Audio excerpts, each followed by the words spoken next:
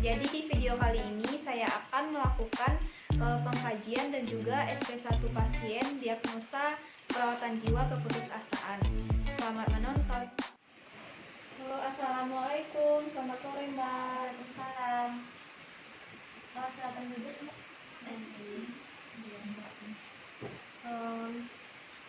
Baiklah, Mbak. Perkenalkan, nama saya Perawat Nilam dari Stikes Mercu Batu Biar Padang.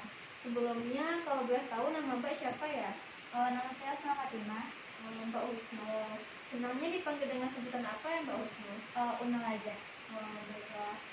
Jadi tujuan saya datang ke sini, saya akan membantu masalah yang Mbak hadapi saat ini. Kalau boleh tahu, bagaimana perasaan Mbak saat ini? Bagaimana Mbak? Apakah tidurnya nyenyak? Baiklah. Bagaimana kalau misalnya kita berbincang-bincang tentang masalah yang Mbak hadapi? Apakah Mbak bersedia? Bersedia. Baiklah. Enaknya kita berbincang-bincangnya di mana ya, Mbak? Di sini saja, Sus. Baik. Kalau begitu kita berbincang-bincang selama 20 menit ya, Mbak. Mbak bersedia kan, Mbak? Bersedia, Sus. Baik.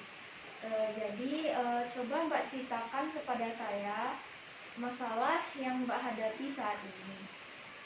Saya sangat sedih ketika saya mengetahui penyakit mah saya itu semakin memburuk, dimana saya tuh menjadi stres dan pola makan serta hati saya itu terganggu. Saya juga seorang mahasiswi online yang sedang kuliah daring karena wabah COVID yang terjadi pada saat ini, di mana tugas kuliah yang begitu banyak membuat saya tidak tidur, bahkan pola makan serta segalanya itu terganggu sehingga menyebabkan saya stres. Dan juga saya juga sudah ke rumah sakit dan dokter itu sudah memberikan obat, tapi saya tetap merasakan bahwa penyakit mah saya itu semakin memburuk karena pada saat saya ke rumah sakit dokter memberitahu saya bahwa penyakit mah saya itu semakin memburuk.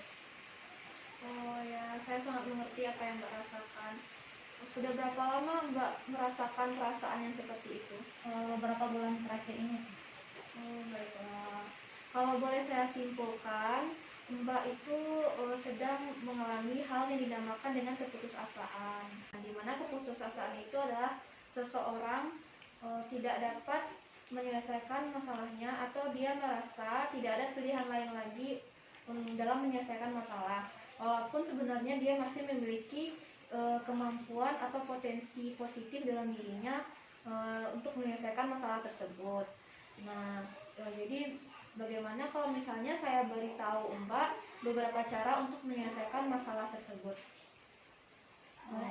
Jadi kalau dalam menyelesaikan masalah yang Mbak sebutkan tadi, Mbak bisa menceritakan masalah Mbak kepada orang lain atau kepada orang yang Mbak percaya. Dengan begitu, beban yang Mbak rasakan ikut berkurang. Dan juga Mbak bisa membuat daftar atau menulis beberapa kegiatan positif yang bisa Mbak lakukan atau yang pernah Mbak lakukan dahulu. Apakah Mbak bisa menyebutkan beberapa kegiatan yang pernah Mbak lakukan dahulu sebelum Mbak mendapatkan masalah ini? Saya dulu tuh suka hobi melukis, membaca buku dan bernyanyi. Wah, bagus sekali ya Mbak.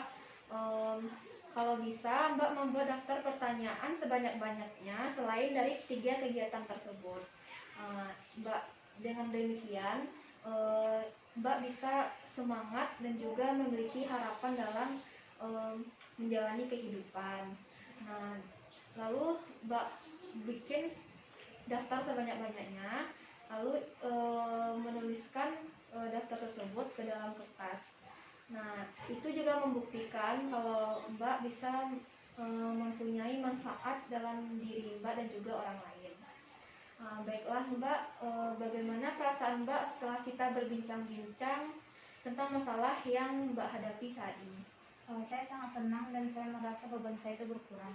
Baiklah, apakah Mbak bisa mengulangi masalah apa atau perasaan apa yang Mbak alami saat ini? Saya sangat berputus asa karena penyakit saya. Baiklah kalau begitu. Kalau begitu, apa Mbak bisa mengulangi apa saja cara yang bisa Mbak lakukan dalam menyelesaikan masalah? Saya bisa menuliskan daftar sebanyak-banyaknya, daftar kegiatan positif, dan saya juga bisa melakukan kembali hal yang bisa saya lakukan sebelumnya seperti membaca, melukis, dan bernyanyi. Oh, baik, bagus sekali ya Mbak. Nah, sesuai janji kita tadi, kita sudah berbincang-bincang selama 20 menit. Nah, Mbak bisa mencobakan atau melakukan kegiatan yang Mbak sebutkan tadi. Bagaimana kalau misalnya kita melakukan latihan besok? Jadi saya akan datang lagi ke sini sekitar jam 4 sore untuk melakukan kegiatan yang Mbak sebutkan tadi seperti melukis, bernyanyi, dan juga membaca buku. Apakah Mbak bersedia? Bersedia, Sus. Baiklah, kalau begitu saya permisi dulu. Assalamualaikum warahmatullahi wabarakatuh. Waalaikumsalam warahmatullahi wabarakatuh.